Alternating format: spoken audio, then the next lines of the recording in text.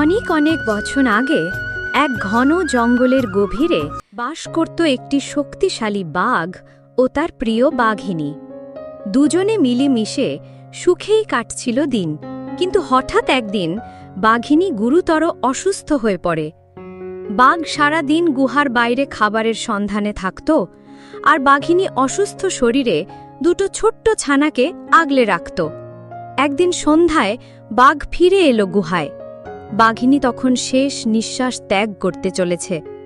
সে বলল, শোনো, আমি আর হয়তো বেশি দিন থাকব না।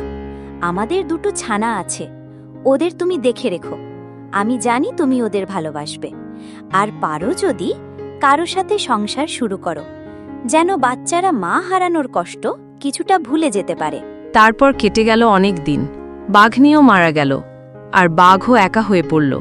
তারপর একদিন, তোমার শেষ কথার মান রাখতে হবে আমাকে, কিন্তু এইবার আর বনের কোনো বাঘিনীকে নয়, এবার কোনো মানুষের মেয়েকেই বিয়ে করব। শুনেছি তারা নাকি দারুণ রান্না করতে পারে। আমার ছানাগুলোর ভালো খাবার দরকার। পরদিন সকালেই বাঘ গ্রামাঞ্চলের দিকে রওনা দিল। গ্রামে ঢুকতে এসে শুনতে পেল কিছু মানুষের কণ্ঠস্বর। সে গলা নামিয়ে ঝোপের আড়াল থেকে তাকিয়ে দেখল একটা ছেলে আর একটা মেয়ে গ্রামের প্রান্তে দাঁড়িয়ে কিছু নিয়ে কথা বলছে। এক লাফে বাঘ তাদের সামনে এসে পড়ল। হঠাৎ বিশাল বাঘটিকে দেখে দুই ভাই বোন থমকে গেল। বাঘ গর্জন করে বলল, এই ছেলে, তুই বাড়ি যা, আর এই যে মেয়ে, চল আমার সাথে। ভয়ে ছেলেটি দৌড়ে বাড়ি চলে গেল, কিন্তু মেয়েটি ভয়ে বাঘের সাথে জঙ্গলের দিকে চলে গেল। ছেলেটি বাড়িতে ফিরে গিয়ে সব কথা বলল তার মা বাবাকে। মা তো কান্নায় ভেঙে পড়লেন, বাবা স্তব্ধ হয়ে বসে রইলেন। সবাই ভাবছিল আর হয়তো মেয়েটিকে ফিরে পাওয়া যাবে না। ঠিক তখনই ভাইটি বলে উঠল, মা বাবা, তোমরা কেঁদো না, আমি আমার বোনকে ফিরিয়ে আনবই। ওখানে গিয়ে আমি যদি না ফিরি, তবুও জানবে আমি চেষ্টা করছি। ওইদিকে বাঘ মেয়েটিকে নিয়ে চলে এসেছে তার গুহায়। কই আমার বাচ্চারা, এদিকে আয়, দেখ কাকে নিয়ে এসেছি। এটাই তোদের নতুন মা। ছানারা একটু থতমত খেয়ে বলল, ও নতুন মা? লেজ নেই, দাঁত নেই, দোড়া নেই, ও কেন আমাদের মা হবে? ওটাকে মেরে দেও, আমরা খেয়ে ফেলি। খবরদার, এমন কথা আর শুনলে তোদের ছিঁড়ে টুকরো টুকরো করে ফেলব। ছানারা চুপ করে গেল। এরপর মেয়েটিকে রান্না করতে বলে বাঘ জঙ্গলের দিকে চলে গেল। এভাবে কেটে গেল অনেক দিন। মেয়েটি প্রতিদিন রান্না করে, আর বাঘ ও তার ছানারা খুব মজা করে খায়। হঠাৎ একদিন সুযোগ বুঝে মেয়েটির ভাই এলো গুহাতে। ভাই, তুই এখানে? বাঘ তোকে মেরে ফেলবে, তুই এক্ষুনি পালা। না বোন, আমি তোকে না নিয়ে যাব না। ঠিক আছে, শোন, ওই পাথরের আড়ালে লুকিয়ে থাক। বাঘ এখনই ফিরবে, আমি বুদ্ধি করে তোকে বের করব।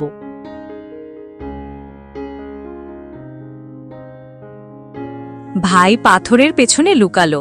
বাঘ ফিরে এলো গুহায়।